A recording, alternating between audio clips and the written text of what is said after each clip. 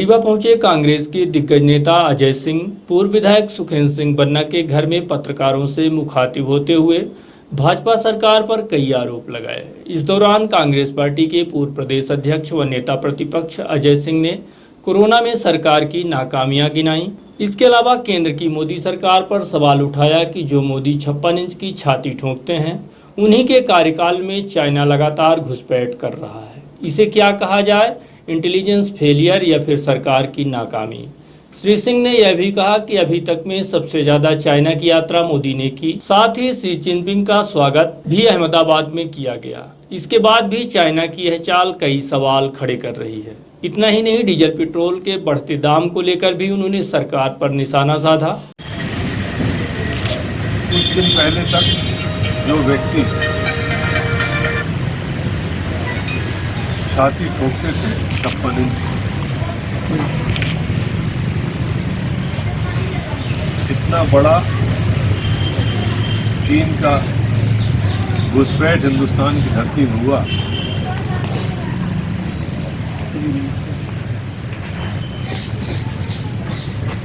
ये तो intelligence failure रहा। यह नजरअंदाज किया। ये भ्रम में मोदी जी थे कि अपने देश के स्वतंत्र देश के इतिहास में कोई भी देश का नेता इतनी बार चीन न गया हो जितनी बार मोदी जी गए और वहां के चीन के प्रधानमंत्री को यहां पर उन्होंने अहमदाबाद तक में भाईचारे का स्वागत किया। अपने बीच इसी जिले का भी एक शहीद हुआ, दीपक सिंह, और ये हालत न होती यदि सरकार सही समय पर सही कदम उठा लेती। पूरा हिंदुस्तान, हम आप सब एक महामारी की चपेट में है। मजदूर हजारों किलोमीटर पैदल चल के अपना धंधा छोड़ के चला रहा है, रोजी रोटी छोड़ के चला रहा है। दुकानदार परेशान, छोटे मोटे धंधे सब बंद। उस बीच में जब अंतर्राष्ट्रीय बाजार में तेल माइनस के भाव में बिक रहा, हिंदुस्तान में इतने कम समय में इतनी बड़ी वृद्धि शायद ही कभी हुई। आज जो पेट्रोल और डीजल के भाव अपने यहाँ हो गए हैं, सिर्फ और सिर्फ हिंदुस्तानी में इतना बढ़ोतरी हुई है और देशों में घटाया गया है क्योंकि कच्चा माल सस्ता हो गया। लेकिन दुर्भाग्य है कि अपने देश में इस तरह की वृद्धि की गई और इसके लिए कांग्रेस पार्टी आह्वान किया ही है। लेकिन आम जनता भी इस बात को उठाना चाहिए कि सबसे मोटरसाइकिल से लेके बड़ी गाड़ी वाला, ट्रक वाला सभी परेशान है। जहाँ अर्थव्यवस्था चौपट हो रही हो, आमदनी हम सबकी कम हो गई हो, चाहे वो गरीब हो चाहे अमीर हो, सब इस चपेट में है। इस समय इतना और बोझ लादना ये कतई उचित है। इसके बाद उन्होंने प्रदेश में होने वाले उपचुनाव को लेकर कहा कि पहली बार इतनी बड़ी संख्या में प्रदेश में उपचुनाव होने जा रहे हैं, जिसमें 22 दल बदलू व 2 सामान्य सीटें शामिल हैं। श्री सिंह यही नहीं रुके, उन्होंने उपचुनाव के कंडीशन पर भी संशोधन किए जाने का सुझाव दिया और कहा कि इससे उपचुनाव के खर्च से बचाव होगा। इतना ही नहीं, उन्होंने यह भी आरोप लगाया कि राज्यसभा में पूर्ण बहुमत के लिए भाजपा व उसके शीर्ष नेतृत्व द्वारा यह घटिया कृत्य किया गया है। वहीं उपचुनाव को लेकर कहा कि अगर समय से उपचुनाव हुआ तो काफी संख्या में कांग्रेस प्रत्याशी चुनाव जीत कर आएंगे। पहली बार इतनी बड़ी संख्या में उपचुनाव होने जा रहे हैं। 1967 में भी राजमाता विजयराजे सिंधिया ने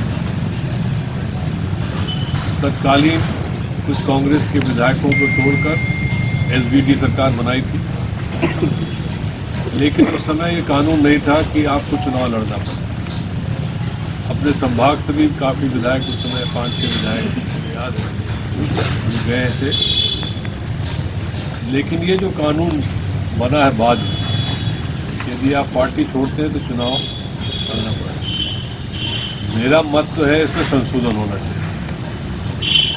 यदि आपने पार्टी छोड़ी तो जिस पार्टी का उम्मीदवार रहा उस पार्टी को ऊपर छोड़ देना चाहिए, अपना दूसरा प्रत्याशी बाकी समय के लिए ले आना चाहिए, खर्च बचे। भाई यदि कांग्रेस सुर्खी से चुनाव जीतती है, गोविंद राजपूत चले जाते हैं, तो हम कांग्रेस पार्टी को दूसरे को विधायक घोषित करते हैं, वो मान्य है।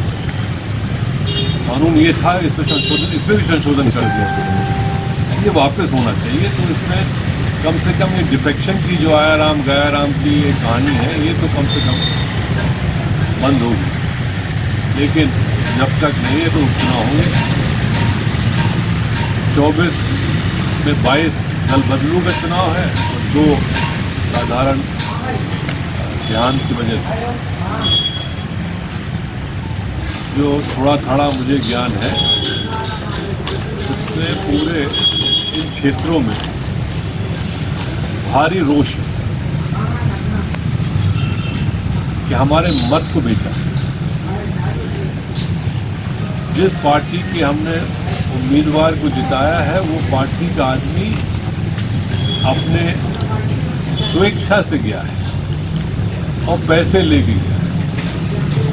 और ये तो पहले से चर्चा थी कि पैसे की बात हो रही थी।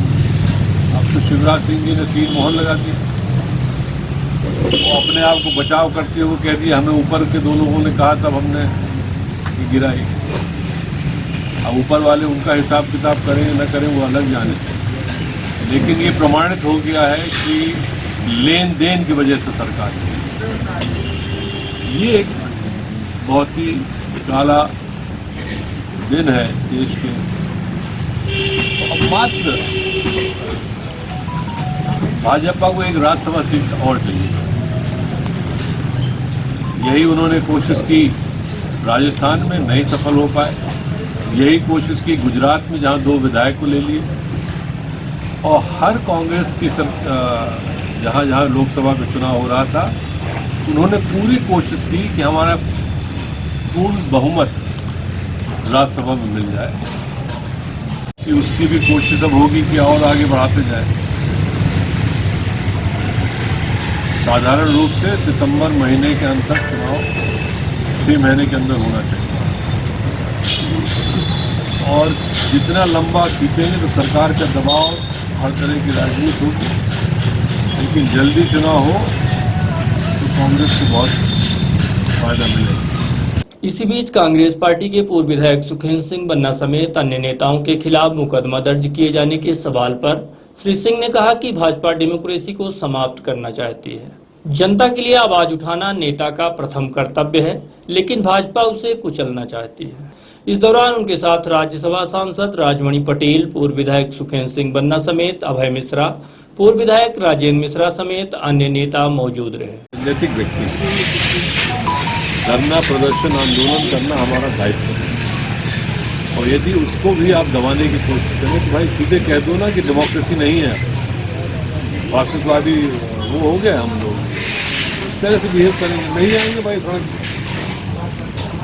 इसके लिए हमने विरोध किया।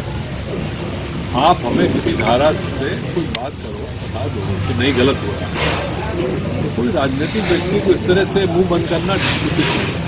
कोई कांग्रेस का आदमी जो भाजपा में चला गया हो वापस आना चाहता है, उसकी घर वापस, उसके लिए वो नहीं। लेकिन सिंधिया जी को जो सार्वजनिक लाख लोगों के बीच में कह चुका हो कि मैं जीवन भर गुलामी करूंगा, वही गुलाम मालिक जो थे वो चले गए दूसरे पार्लियामेंट में, तो कहे कि गुलामी करो, वहां जाओ करो गुलामी।